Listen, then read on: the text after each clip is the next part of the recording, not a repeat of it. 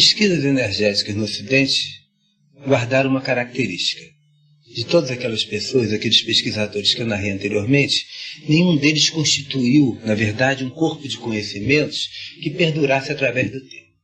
Na verdade, a primeira pessoa que falou de uma energia particular do humano e que a partir daí se transformou em um caminho de conhecimento foi Freud, no final do século XIX.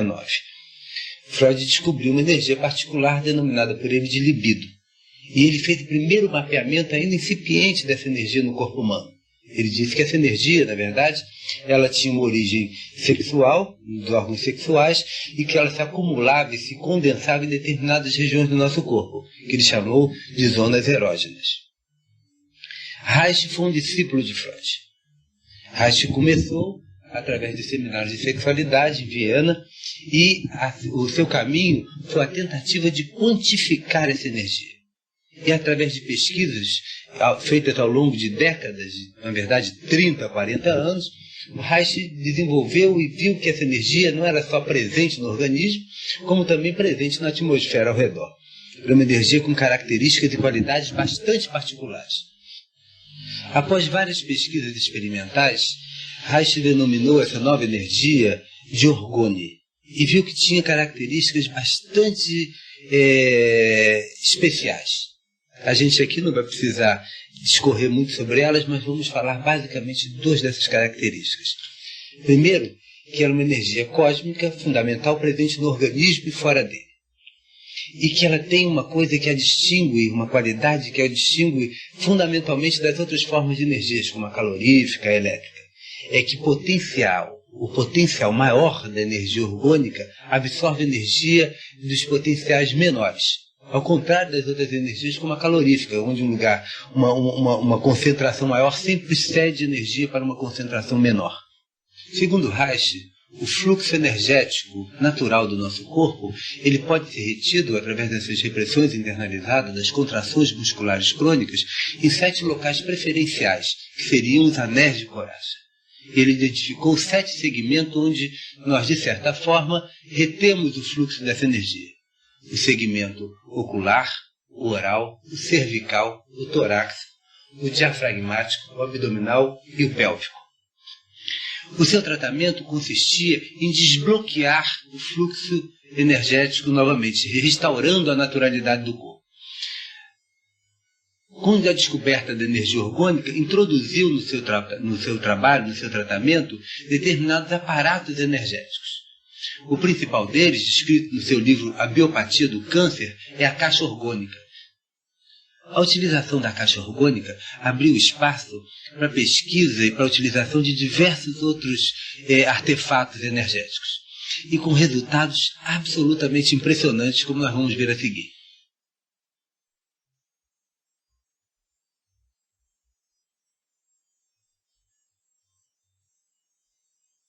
Aqui, esse é o esquema da caixa que o Reich usava. Aqui, por dentro, ferro, algodão coton no meio e boa madeira por fora. Aqui ele tinha o termômetro, um de fora da caixa, outro penetrando na caixa, porque a quantidade de energia é que vai resultar na diferença de temperatura entre o termômetro interno e externo. Quanto maior, significa que a caixa tem mais energia. E essa energia circulando aqui, ó. E aqui ele ainda tinha esse visor, porque quando a escuridão completa, pode-se ver essa energia sob a forma de partículas azuis.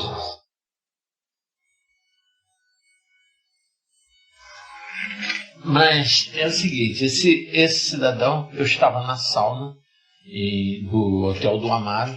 Esse cidadão era o gerente, é o gerente, estava, chama-se Vieira. Ele estava lá no hotel e ele veio ver, porque eu estava eu, o Amaro, dono do hotel, a Inês, a esposa dele, e um casal com uma criança. Essas pessoas estavam lá. Então, uns 5 pessoas, e mais eu 6 pessoas. Aí o seu Vieira veio para conferir se a sauna estava bem quente. Porque ele cuida daquilo, ainda mais no dia, eu fazia sempre sauna nos domingos, era o dia de sauna dos patrões, dos donos do hotel, que é o melhor dia, né? Caprichada a sauna. Então ele veio ver. Mas a porta da sauna estava empenada, emperrada mesmo, tinha dilatado com aquela umidade muito grande da sauna, e aquela madeira tinha dilatado e tinha prendido. Ele empurrou com muita força para ele fazer uma força grande para poder abrir a porta da sauna para sentir se estava precisando colocar mais lenha lá, porque a sauna é a lenha. Né? E com isso ele se inclinou e ficou apoiado no portal da sauna. Quando ele puxou com toda a força a porta para poder fechar a porta, já que sabia que ela estava empenada, então toda a força, ele tinha colocado o dedo adiante e o dedo médio dele foi amputado, toda a falangeta, essa, vamos dizer, a unha e mais outro tanto da unha amputado. Bom, a pancada foi tão violenta que ele não sentiu nada. Ele voltou lá para o bar do hotel, onde ele ia fazer uma caipirinha. Foi na hora que ia fazer a caipirinha que ele viu aquela sangueira toda e veio gritando. Aí que ele sentiu a dor. Enquanto a pancada foi tão forte que ele não sentiu absolutamente nada. Aí ele veio gritando lá. Quando chega lá, a dona Inês já tinha apanhado o dedo dele. E espantado com aquilo, né? E os gritos aí que nós percebemos, porque quando ele cortou mesmo, ninguém percebeu.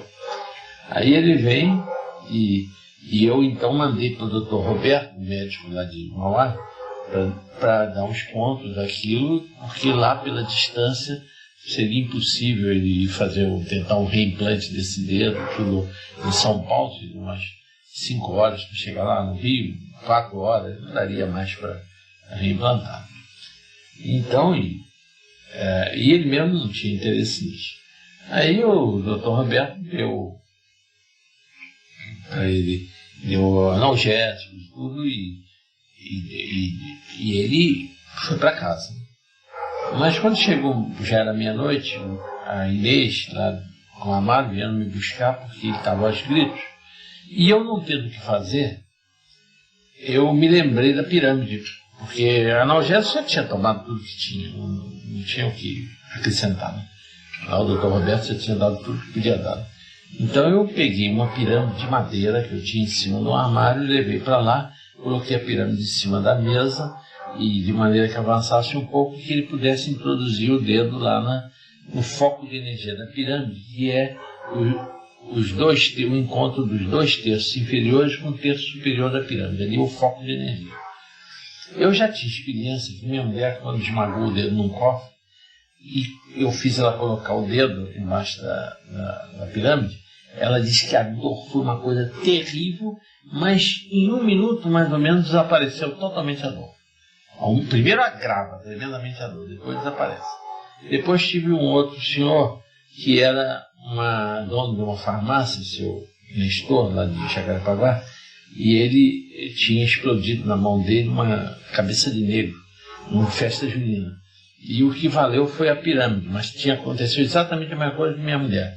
Quando meteu a mão ali, piorou tremendamente, mas só que ficaram assombrados que 1 semana depois eles pensavam lá no hospital, lá no Hospital dos Fontes, que ia ter que fazer plástica naquilo, tinha que fazer uma cirurgia reparadora, né?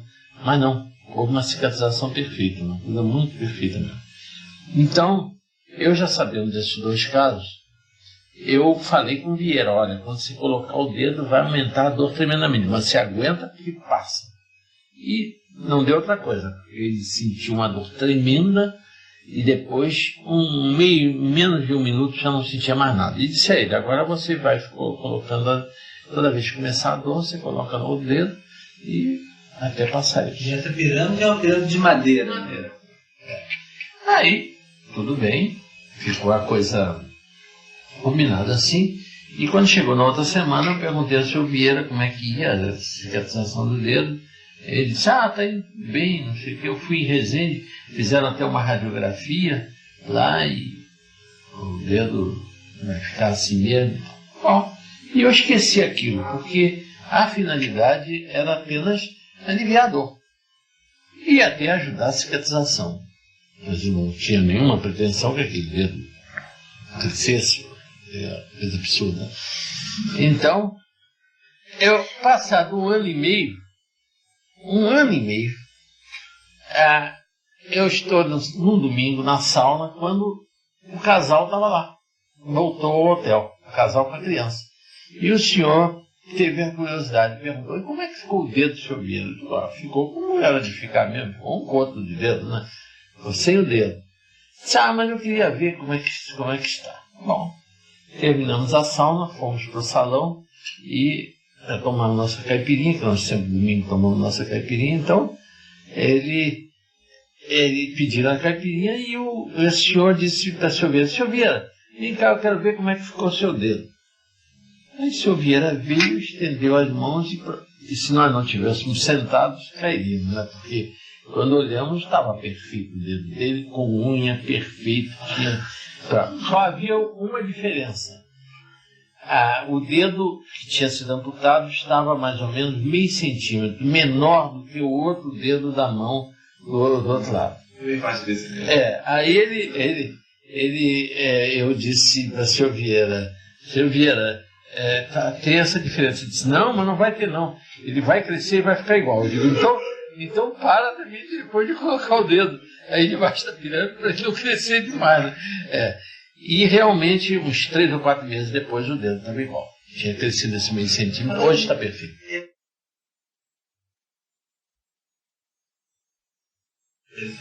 E ele continuou colocando. Quando eu falei com ele, quando eu espantado com o fato do dedo ter crescido, eu disse para ele: mas senhor Vieira, o senhor, como é que isso cresceu assim? Ele disse: eu estou colocando o dedo até hoje lá.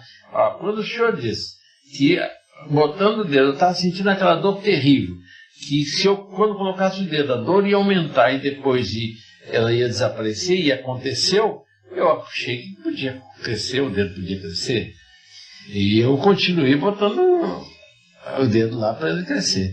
Eu disse mesmo, mas o meu jamais cresceria, porque eu não acreditava nessa possibilidade. Eu não ia continuar colocando o dedo debaixo da pirâmide, nunca. Eu não ia nem acreditar na possibilidade do dedo crescer. Mas como ele acreditou, aconteceu, né? Então ele recriou, a partir do dedo energético, seria do molde energético do dedo, ele recriou a parte física material do dedo. Na realidade, dentro das ideias haitianas, embora eu não acreditasse, depois desse caso agora eu tenho que acreditar, está dentro das ideias do Reich. O Reich considera essa energia como a fronteira entre a matéria viva e a matéria inanimada, vamos dizer, e a energia e a matéria, exatamente a fronteira.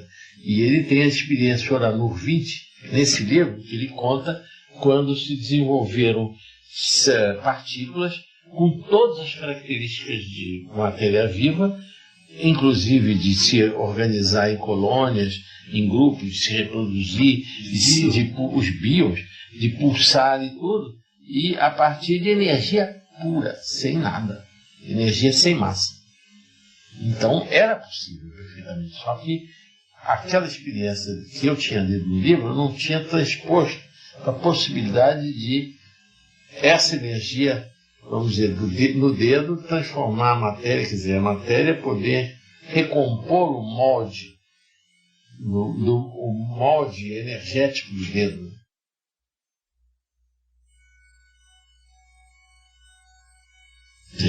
Agora, o fato mais extraordinário que eu contei no livro, que eu acho que valia a pena, é a possibilidade de se provar que existem pessoas dotadas dessa capacidade de energia e que são usadas em determinados lugares. E isso aconteceu o seguinte: eu fui convidado para fazer uma palestra num centro espírita que tinha uma caixa orgânica. O diretor desse centro espírita, em Jacarepaguá, perto do campo de São Cristóvão, chama-se o Bom Samaritano, esse centro espírita, O diretor é meu cliente muitos anos, o presidente lá do Centro Espírita, muitos anos. Então ele me convidou para fazer uma palestra sobre o uso da caixa. Mas o uso da caixa para doença, porque lá eles fazem tratamentos mediúnicos, passes, aquela coisa, então seria a caixa mais uma ajuda, né? Aí eu levei um aparelho, que no momento foi em falta, porque foi roubado, chama-se tobiscópio, um aparelho que os acupunturistas usam para localizar os pontos de acupuntura, tobiscópio.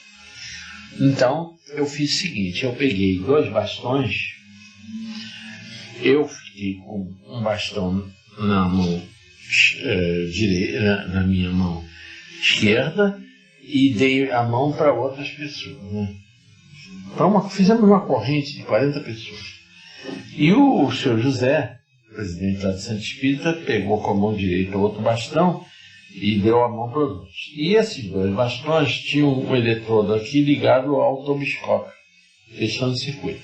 Quando todas as pessoas seguraram, fizeram o círculo, imediatamente o aparelho começou a emitir um sinal luminoso, a piscar e apitar.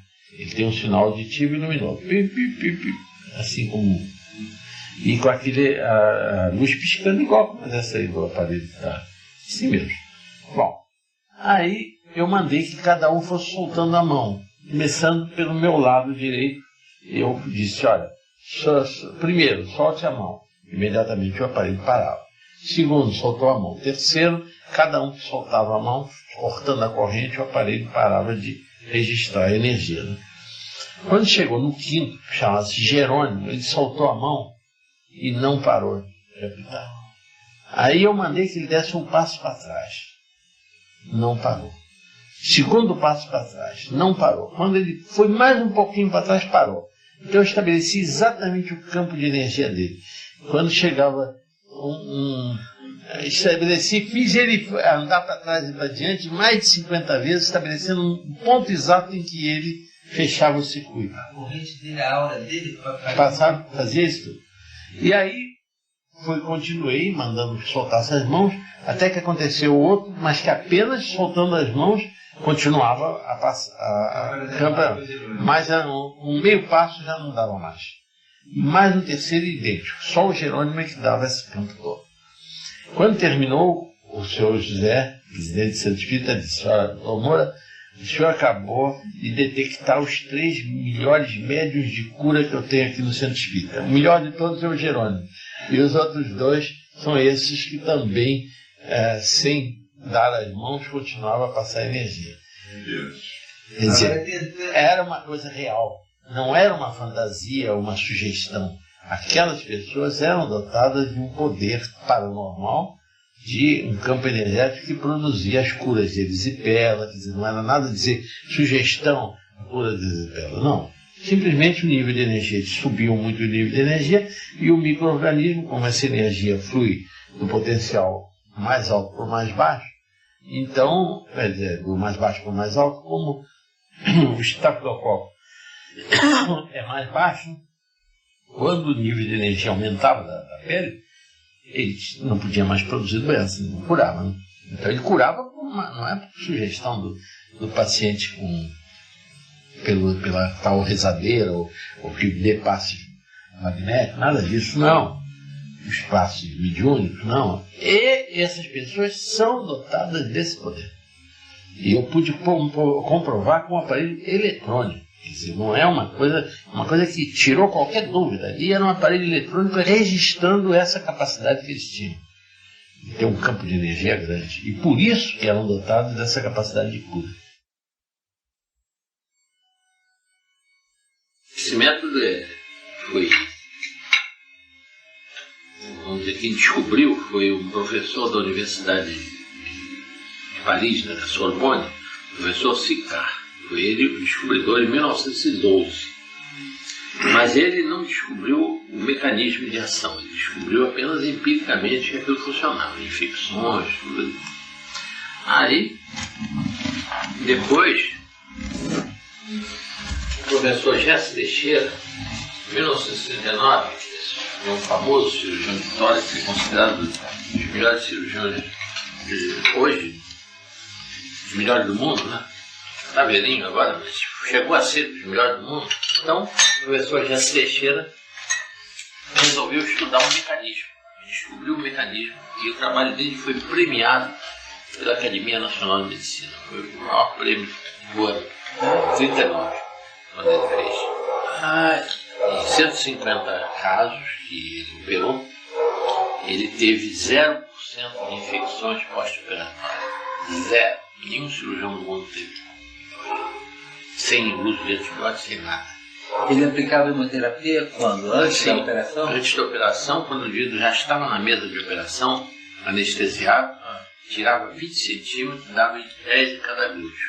E 3 dias depois repetia a dose. Depois do doente já no quarto na mão. De recuperação. E não havia infecção pós-operatória. Nenhuma. Nada. 0% de infecção. Sem uso de nenhum antibiótico. Depois é que nós começamos, eu mesmo que apliquei, eu combinei um trabalho do Jesse Teixeira com outro trabalho do professor Ricardo Veronese, professor que é imunologista, professor de imunologia da Universidade de Santos. Então, o trabalho do Ricardo Veronese combinado com o Jesse Teixeira, em que o Ricardo Veronese descrevia tudo que um macrófago, que o Jesse Teixeira chamava de monócito, porque no sangue, quando você faz um hemograma, parece monócito, mas quando ele vai para os tecidos, chama macrófago. Então, o macrófago tem as funções mais variadas, por exemplo, evita coagulação e elimina coagulações intravasculares, então serve trombose, infarto. Elimina colesterol, baixa o nível de colesterol, evita a aterosclerose. Elimina os hormônios, os esteroides. Então, é usado no acne juvenil, dá ótimo resultado. Ele elimina os complexos imunes, que são o que ocorre nessas doenças.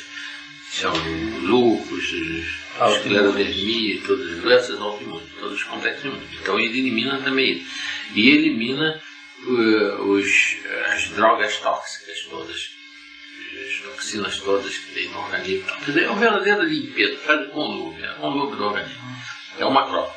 E quando a gente faz a autoimunoterapia, tirou o sangue da veia e injetado no músculo, o que o Jesse Teixeira descobriu é que colocando na pele da coxa uma substância irritante chamada tantalho e contando antes essa quantidade de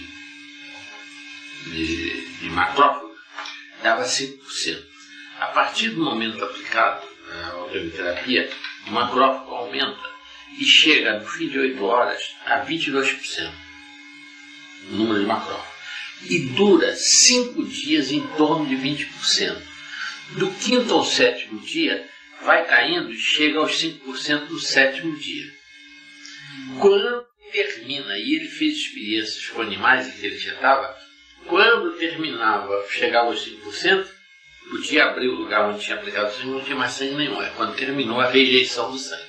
Quer dizer, na realidade, era um mecanismo de rejeição, de eliminação do sangue. Quer dizer, o sistema imunológico é ativado para rejeitar o sangue, que funciona como um corpo estranho.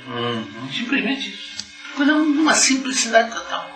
Mas faz milagres, absolutamente milagres. Você consegue cura de doenças absolutamente incuráveis. Olha. Eu tenho uma senhora, esclerose múltipla, ela frequenta lá meu consultório, Ana Maria Augusta, desde 87. Quando foi colocado lá a caixa hormônica em Marechal Rondon, 87, 6 anos, foi quando ela já estava sem levantar os pés, andava arrastando os pés no chão. O marido dela tinha que carregá-la no colo para levar para a caixa orgânica de Marechal Rondon. Hoje, ela vai no meu consultório, sobe escadas, toma ônibus, é de casa, toda semana, 2 dias. Amanhã é o dia dela estar lá no meu consultório, para ir para a caixa orgânica. Esse doutor da homeopatia que me encaminhou para lá, né? Aí eu comecei a frequentar a caixa. E fui me sentindo melhor 2 meses depois que eu fui vendo o resultado, né? Porque para eu entrar, meu filho me trazia no carro, né?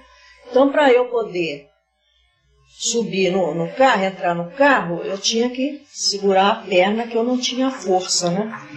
Então, foi assim durante uns 2 meses. Depois, quando foi um dia, sem eu menos, nem percebia, né?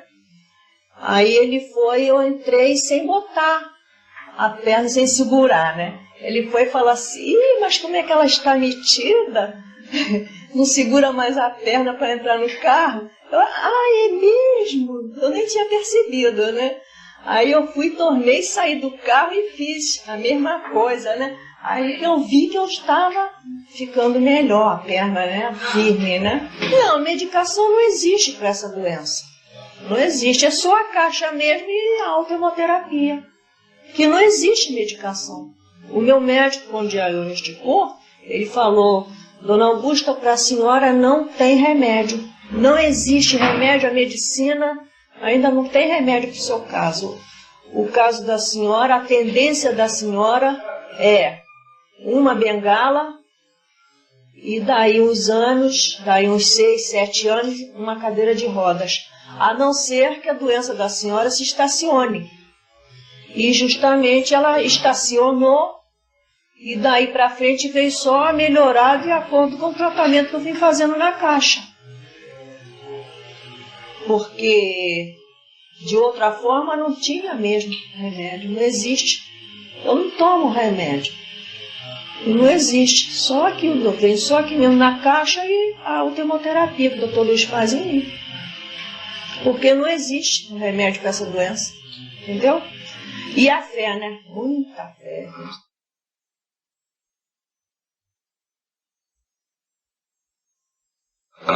Mas é incrível. Olha, é incrível o que eu consegui. Eu lá em Mauá, por causa desses casos, a Marli lá, uma doença que não se sabe nem se é autoimune, chama-se púrpura trombocitopênica. Nome bonito, né? Quer dizer, as plaquetas são destruídas ainda muito jovens e o organismo não tem condições de substituir.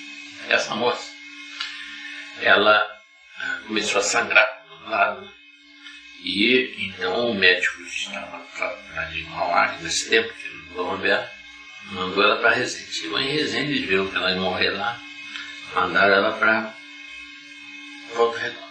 Chegou em Volta Redonda, um hematologista descobriu qual era o problema dela e começou a usar cortisona em doses brutais, quer dizer, Metformin 100 mg por dia para conseguir frear aquela destruição das plaquetas. E ela, realmente as plaquetas que eram 10 mil, subiram, foram para 200 mil, parou a hemorragia, não tinha mais nada. E durou, o efeito, a cortisona durou 7 meses. No fim de 7 meses, 100 mg de Metformin por dia não valia mais nada. Começou a plaqueta a cair de novo. Aí eles usaram, chamam um remédio que se usa para câncer, que se chama Enduxan, é um citostático. Conseguiu produzir efeito em 2 meses. No fim de 2 meses, não funcionou mais. Aí decidiram que só a solução era tirar o baço, porque essas plaquetas são mortas no baço. Aí ela decidiu não tirar o baço. Tinha uma criança pequenininha ainda, muito jovem, disse, não vou me submeter a uma cirurgia dessa, então não vou. E decidiu morrer, né? Foi lá para Mauá. E eu mandei ela usar a caixa orgânica, porque aumenta a resistência das plaquetas, a vitalidade dessas plaquetas. Como aumentaria o vermelho. E fazia autoimunoterapia para desviar a agressão imunológica, e com uma finalidade de desvio. Quer dizer, enquanto ele está ocupado lá com o sangue, está esquecendo lá as plaquetas, né? Bom, resultado. Ficou bom. E aí já faz 6 anos, não precisou tirar baço nenhum, nunca mais teve que tomar remédio nenhum, depois disso já teve outro filho. Quer dizer, então isso fez acontecer, esses casos são assim, lendários, né? Ficaram Uma coisa assim. Por isso que eu tô lá, eu vou lá, eu vou para trabalhar, eu vou para cuidar de horta, eu gosto de plantar e tudo. Vem gente de Resende lá, de Volta Redonda, de Cruzeiro, e gente pra... Porque por causa do uso dessa medicina alternativa.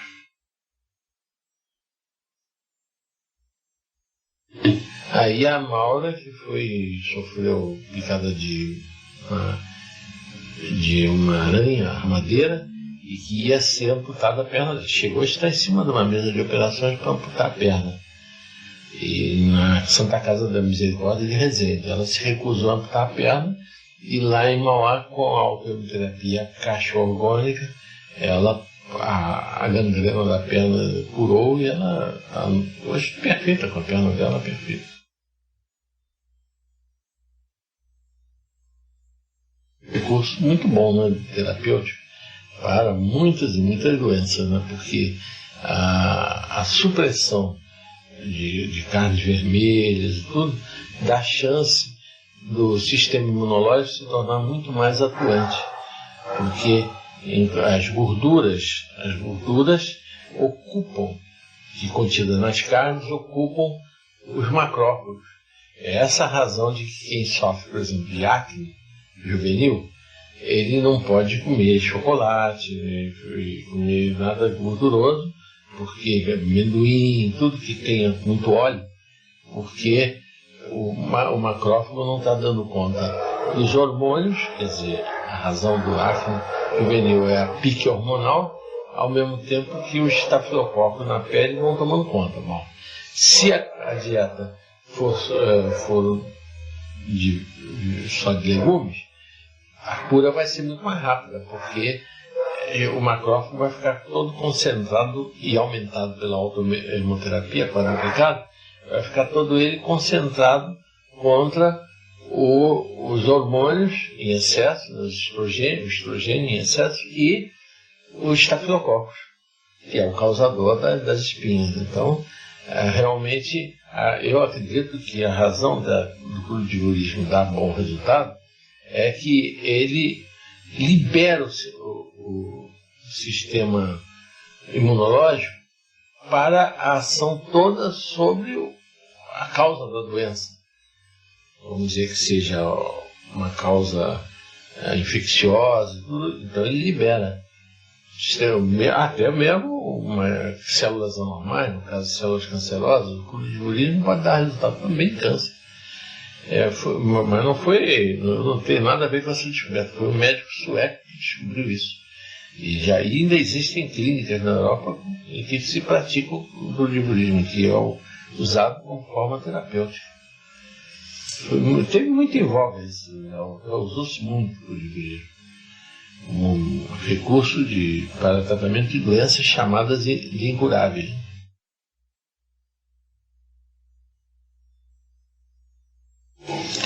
O impetigo é uma infecção estafilocócica também, de pele estafilocócica.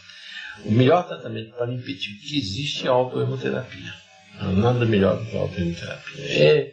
É praticamente milagroso, é uma coisa que resolve rapidamente o impetigo, não tem nenhum problema. A autohemoterapia. Agora, em criança, o único problema é pegar a via de criança, dificuldade disso. Aí, no caso, fazendo todos os exames para comprovar que o adulto não tenha nada que doença transmissível pelo sangue, a gente pode fazer o que chama heterohemoterapia, usar o sangue, por exemplo, da mãe da criança, desde que não tenha hepatite, não tenha AIDS, não tenha nada, e aplicar na criança. Não tem nenhum problema quanto ao tipo sanguíneo nem fator RH. Não há necessidade de ser idêntico à da criança. Porque o sangue é aplicado na criança por via intramuscular, então não há risco nenhum de incompatibilidade de sangue. O único cuidado a ter é com doenças infecciosas, possa ver.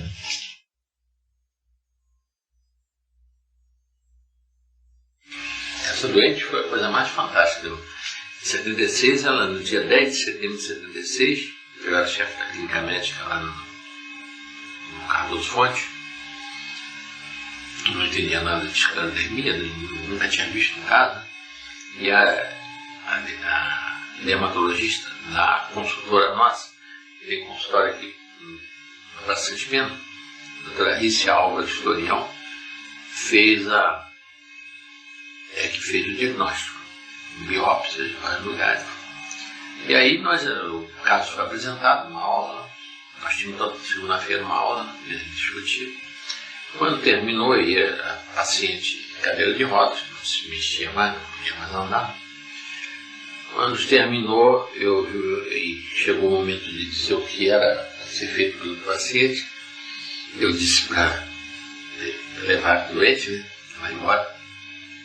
Eu ia na frente da doente fazer aquela pergunta. Aí quando a doente saiu, eu perguntei para a Rícia: ô Rícia, tudo bem, você fez um sucesso aí pela ciência. Eu aprendi muito, ninguém aqui sabia nada sobre esclerodermia, agora todo mundo sabe quando está raro.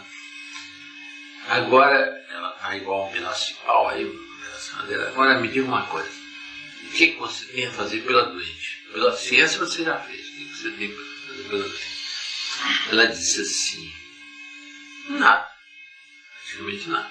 Eu estive, você sabe, até maio, foi em setembro de 75, até maio, eu estava nos Estados Unidos, na melhor clínica dermatológica que existe lá, e lá havia uma enfermaria que era um depósito de esclerodérmicos.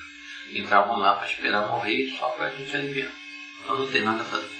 Digo isso: se eu te pedir doente, você me entrega doente para eu tentar fazer um tratamento nela? E ela riu. Ela fala comigo, porque lá eu dava toda a liberdade. Eu, embora se fosse chefe, eu dava tudo. E ela, por metade da minha idade, eu digo isso. Ela disse: ó, se eu lá nos Estados Unidos, na melhor clínica, não tinha que fazer nada, eles não faziam absolutamente nada, como é que o senhor quer fazer? Eu digo: não, eu tive uma ideia. Pode ser que a ideia funcione.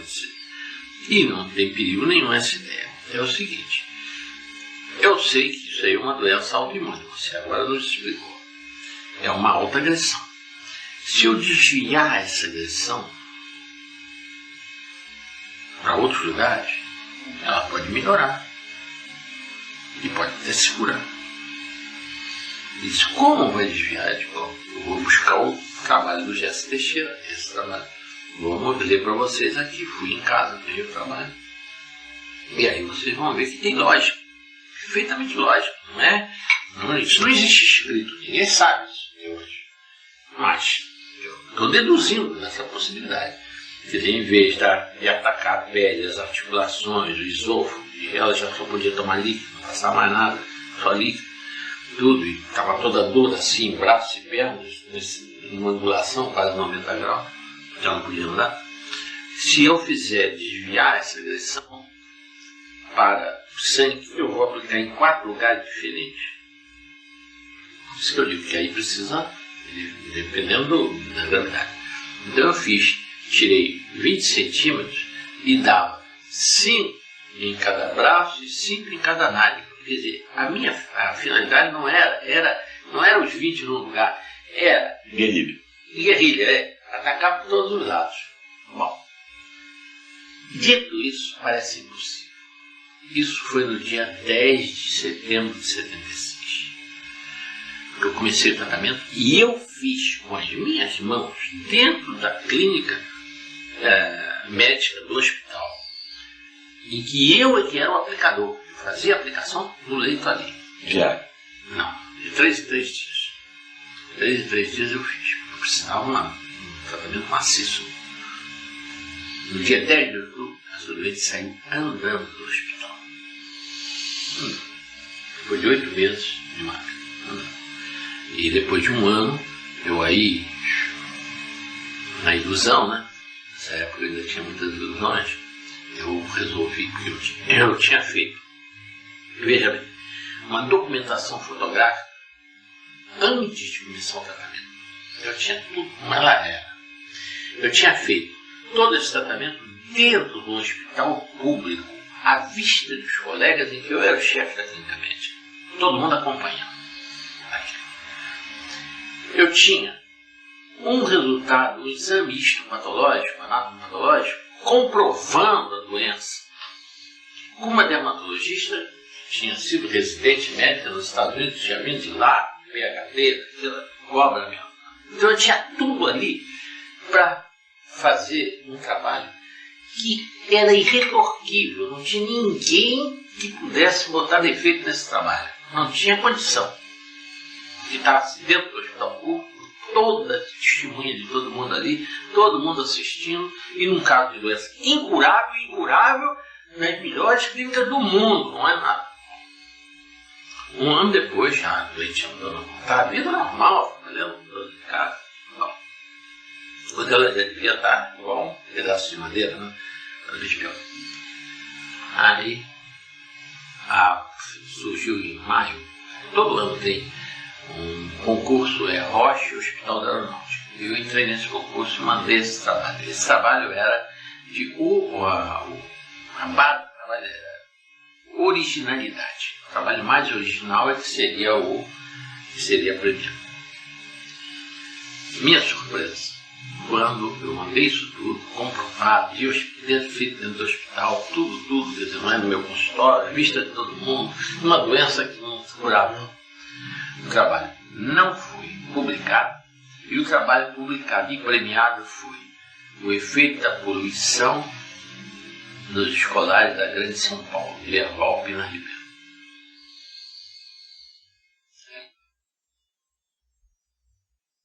Não, eu estou conseguindo coisa assim. Não via órgãos de divulgação que poderia ter um efeito multiplicador enorme. Por exemplo, eu tenho trabalho até publicado, eu trato de arma bronca, que tem curado um horror de pessoas. Eu fui cirurgião há 20 anos e por causa de uma rinite eu tive que descobrir, e foram os argentinos que descobriram isso. Eu apliquei um método argentino. Foi um professor da Universidade de Buenos Aires, o professor Pablo Parlado, que escreveu esse trabalho num livro de vitaminas, ele usando as vitaminas, fazendo experiências com doses crescentes de vitaminas. Ele descobriu que a vitamina B2, a riboflavina, em altas doses, inibia o mais grave dos choques alérgicos, que chama choque anafilático, nos cobaios. Então, dando doses maciças no cobaio, o cobaio sensibilizado com a clara de ovo, a albumina de ovo, primeira aplicação, na segunda, dando 15, 20 dias de intervalo, havia memorização do antígeno. Então havia o choque. Todos os cobaias que recebiam a segunda dose da albumina de ovo morriam em choque anafilático, em asfixia. Aí, dando altas doses de riboflavina, foi a única vitamina que o cobaia já não morria. E ele registrou isso no livro dele. Foi a editora é Ateneu. O livro chama-se Vitamina. E do professor Pablo Parlado. Professor de universidade, da Universidade de Buenos Aires. Estou na Faculdade de Medicina de Buenos Aires. Então eu usei aquilo. Eu sofria de uma rinite tremenda. Agora veja. Quando comecei a tomar os comprimidos de riboflavin, que era do laboratório Abbott, até chegar aos 80 miligramas. Quando cheguei a 80 miligramas, minha rinite cessou. Com sucesso. Aí estabeleci a dosagem e tal. E aí começou. Outras pessoas, a gente, quantidade, pingando remédio sem parar no nariz, outros com crise de asma. Comecei a dar isso. Sabe o que aconteceu? O laboratório Abbott retirou o produto. Porque diminuía a perda de outros todos, né, que usavam para aquilo e que não curavam coisa nenhuma. Então retirou o produto. Aí eu tive que fazer, durante anos, ela que é farmacêutica, fazia as cápsulas, anos e anos e anos, para eu tratar dos meus doentes com matraia. Só que agora eu não faço mais, agora quem faz essa farmácia de manipulação, e eu tenho uma quantidade enorme de pessoas que eu tratei, que já curei ao milagre, não quero nem trabalhar e tenho que trabalhar uma quantidade enorme de tempo. Mas tudo, e no entanto, foi uma descoberta de um professor da Universidade de Buenos Aires, que eu apliquei em ser humano, ele só fez esse cobaia, mas eu sabia que eu estava usando uma vitamina sem nenhuma contraindicação. Não tinha risco algum. Então, eu fiz. Quem foi o primeiro cobaia? Fui eu mesmo, humano. Fui eu mesmo, na minha rinite. E fiquei tão entusiasmado com aquilo que deixei a cirurgia, porque a cirurgia, o que eu fazia, os outros podiam fazer. E esse eu tinha descoberto algo que ninguém podia. Aí eu, nessa época, eu era presidente do INPS nesse tempo, e as revistas médicas, aí eles me respeitaram. Então resolveram publicar. Meu trabalho foi publicado em 2 revistas médicas. Revista Brasileira de Medicina e Jornal Brasileiro de Medicina. Foi um sucesso. No Brasil inteiro me pediam remédio, foi um sucesso mesmo.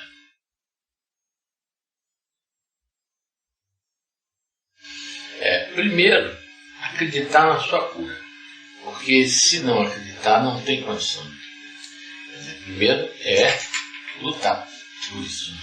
Segundo, evitar tudo aquilo que contrai o organismo. Então, evitar todos os adoecimentos possíveis, tudo que puder, se tornar o mais otimista possível.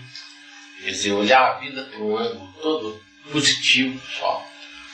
E na alimentação, se possível, fazer o crudivorismo. Quer dizer, tudo cru, tudo alimentos crus. Evitando tudo que seja cozido, no máximo de legumes, verduras, no máximo disso.